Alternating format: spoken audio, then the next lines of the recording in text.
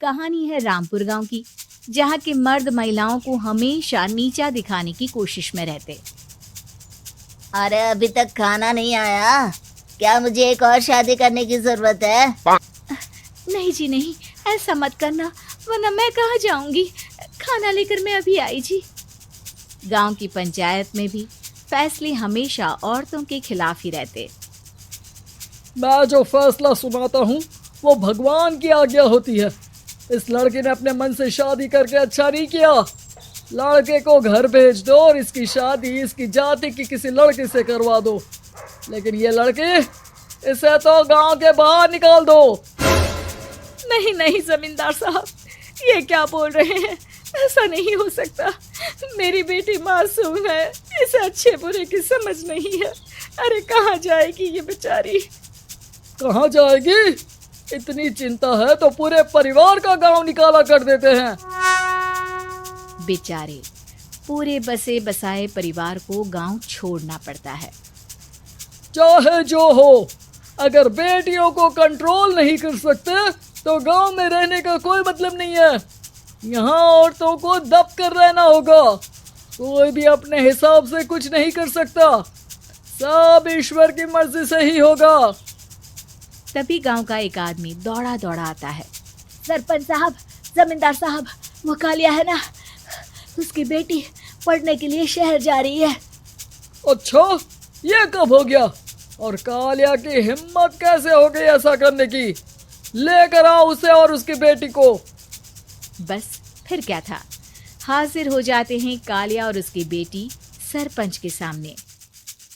और कालिया, ये क्या सुनने में आ रहा है?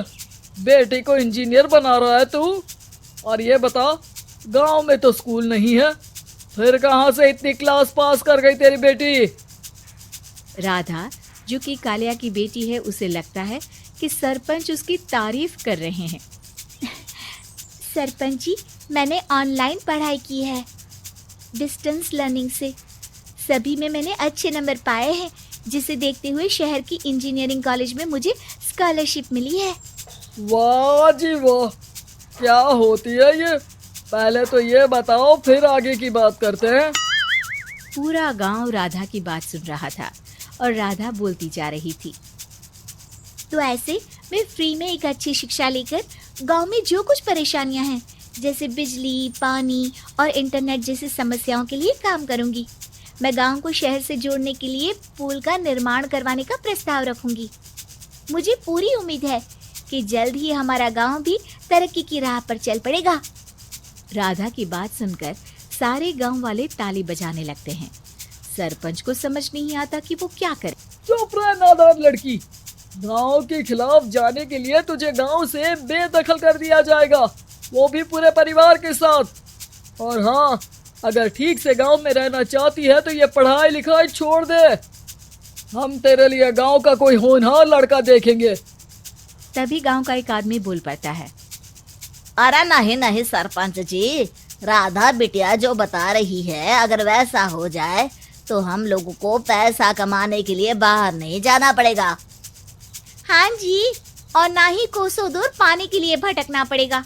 हमारे बच्चे भी अच्छी पढ़ाई कर सकेंगे और आगे बढ़ेंगे, ना कि हमारी तरह खेती करते बैठेंगे। क्यों गांव वालों, राधा बिटिया का साथ देना चाहिए ना। सरपंच देखता है कि गांव राधा के साथ है तो वो चुप हो जाता है। वो घर आकर अपने सलाहकार से बात करता है, जो बहुत ही चालाक किस्म का इंसान होता है। अरे सरपंच साहब, आपको बहुत ही होशियारी से काम लेना पड़ेगा। एक बार गांव तरक्की कर गया, यहाँ के बालक पढ़ लिए तो कोई ना पूछेगा आपको। और फिर ये जो बेटा और बेटी है ना आपके, इनको भी आम लोगों की तरह ही जीवन जीना होगा।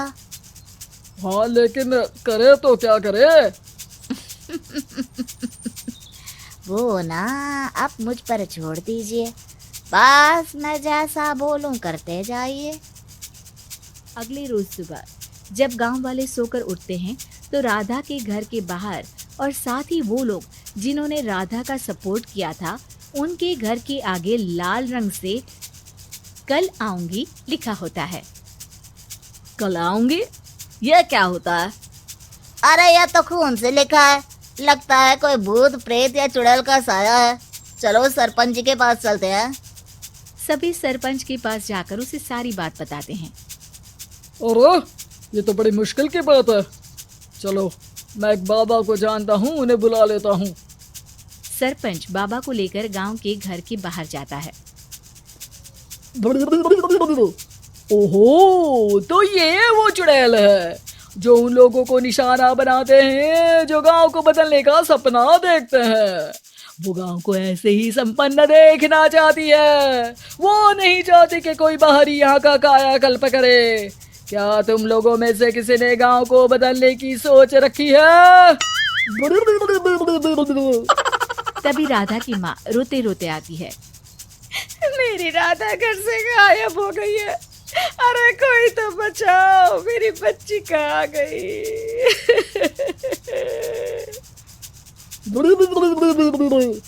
ले गई वो चुड़ैल, तेरी बच्ची को ले गई। अब वो उसे श्रापित करके छोड़ेगी, उस पर चुड़ैल का साया हो जाएगा। तभी बुरी सी हालत में राधा भी वहां आ जाती है। उसके बाल चुड़ैल की तरफ फैले होते हैं और कपड़ों में खून लगा होता है। सभी राधा को देखकर डर जाते हैं। माँ, पता नहीं मुझे कौन उठा कर ले गया था। अरे दूर दूर हो जा चुड़ैल, अब हम लोग इस गांव में नहीं रुकेंगे। अरे कैसी बातें कर रहे हैं आप? कल तो आप मेरे भरोसे गांव का हुलिया बदलने, अपने बच्चों को पढ़ाने और तरक्की उन्नति की बात कर रहे थे, तो आज क्या हो गया आपको? ये फिर तुम लोगों को बहकाएगी। ये चुड़ैल गांव में आ चुकी है, ऐसे ही ये तुम्हारे घर के बच्चों को भी ले जाएगी। गांव वाले राधा को गांव से बाहर निकाल देते हैं।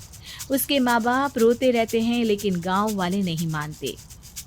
मैं भी अपनी बहन के साथ गांव के बाहर रहूंगा, लेकिन वो पढ़ाई नहीं छोड़ेगी। वहीं सरपंच के घर पर सलाहकार कहता है। देखा, सांप भी मर गया और लाठी भी नहीं टूटी। लेकिन अगले ही दिन सरपंच के घर के बाहर भी वही शब्द लिखे होते हैं और फिर सरपंच की बीवी कहती है, हमारी बेटी को किसी ने अगवा कर लिया है। तभी राधा का भाई वहां आ जाता है। अरे गांव वालों, मैंने सरपंच जी की बेटी को देखा था। वो चुड़ैल उसे उठाकर ले जा रही थी। अरे क्या मजाक कर रहे हो? नहीं नहीं सरपंच जी, आप नहीं जानते। वो चुड़ैल अब आपकी बेटी में आ जाएगी, जैसे राधा के अंदर आ गई थी। तभी सरपंच की बेटी वैसी ही हालत में वहां आती है जैसे राधा आई थी। पापा, पता नहीं कैसे मैं गायब हो गई थी। चुड़ैल, इसके अंदर भी चुड़ैल का साया है, मारो इसे। अरे नहीं नहीं, इसे भी राधा के पास गांव के बाहर ही भेज दो। अरे चुप रहो, मेरी बेटी कहीं नहीं जाएगी और चुड़ैल वुड़ैल कुछ नहीं होता है। अरे कैसे बात कर रहे हो सरपंच जी? आप तो बोल रहे थे कि आपका फैसला भगवान का ज्ञान होता है, तो अपने पर बात आई तो अब आप ऐसे बोल रहे हैं। अरे ना ना ना, आपको अपनी बेटी को त्यागना ही होगा। अरे बुलाओ बाबा को। राधा का भाई बाबा को ले आता है, जिसे अब गांव वालों के डर के कारण सच बोलना पड़ता है।